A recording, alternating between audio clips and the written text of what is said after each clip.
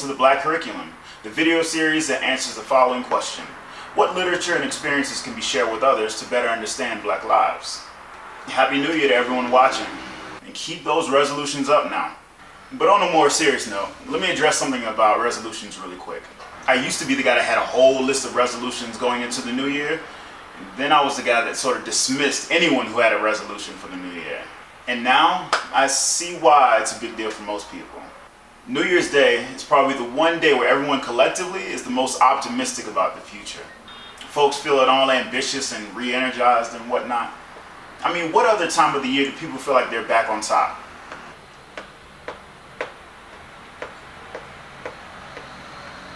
New Year's Day is a time to reset for everyone, because let's face it, 2016 was a rough year for a lot of people.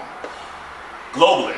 I mean, if you don't believe what I'm saying, just listen to a Mad Skills mashup and you'll hear for yourself. So let's get into the first book of the year. And it is From the Ash Heap by Dr. Richelle Joe. Now this will be the last collection of poems that I'll discuss, and the first time that I can actually say that I'm friends with the author. So it's pretty cool. Now for those of you who don't know, this title is in reference to Psalm 113, 7 and 8. So let me read it to you real quick. It says, "He raises the poor from the dust and lifts the needy from the ash heap to make him sit with the princes of his people." Now the entire chapter in the Bible is giving praise to God, but these poems are giving a glimpse as to why God should be adored in the first place. At least that's what I think. Turning nothing into something and realizing that this shift, creation, or purpose wasn't because of you, your reputation, your job, or your status. It was and always has been from the one who created you. Now I'll take a look at a few poems, give my current interpretation, and share how these poems have challenged me as a young Black Christian man.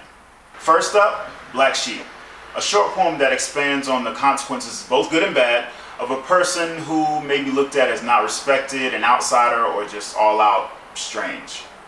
To me, this poem easily reads like a testimonial. Having worn the tags of outsider, second rate, guilty even, this person owns these tags, but more importantly, they realize that their purpose supersedes the perception of others. Taking the blame and guilt, even though you stand innocent in front of those who persecute you. To me, that sounds a lot like, I don't know, Jesus and our lives as Christians. But I won't go into how Christians sort of label their experience as sort of like the black sheep experience. But I will say that the purpose of the black sheep is to be sort of a sacrificial lamb, keeping everyone else safe and taking the blame for what others have done.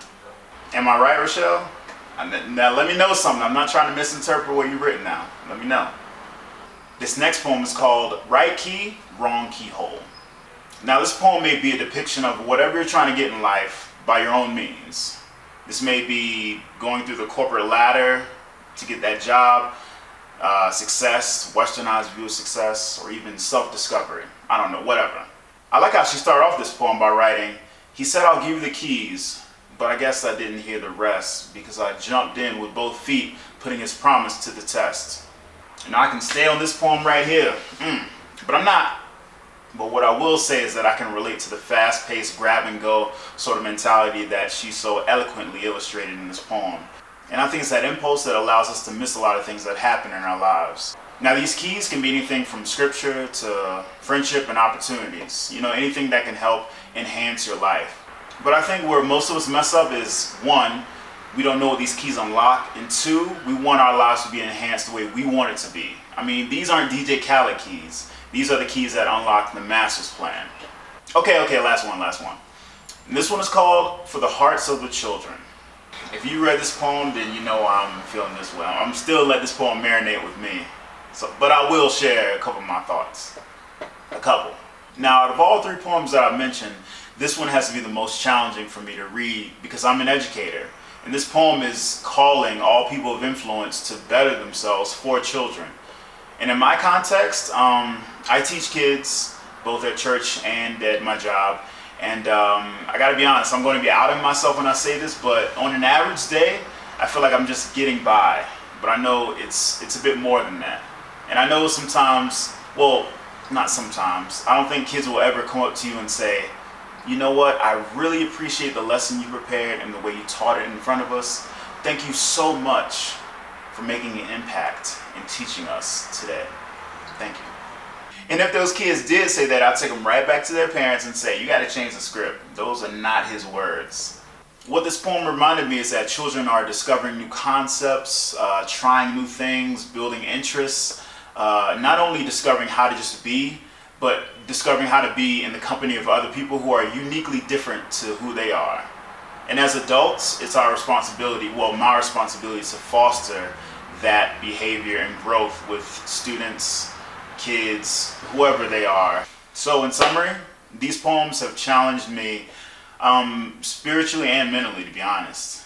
Looking at my past, what's ahead, my successes, my failures, and all of what that means as a young black Christian man.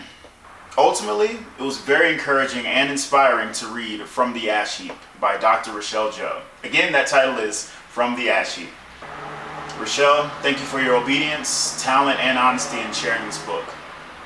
This has been The Black Curriculum.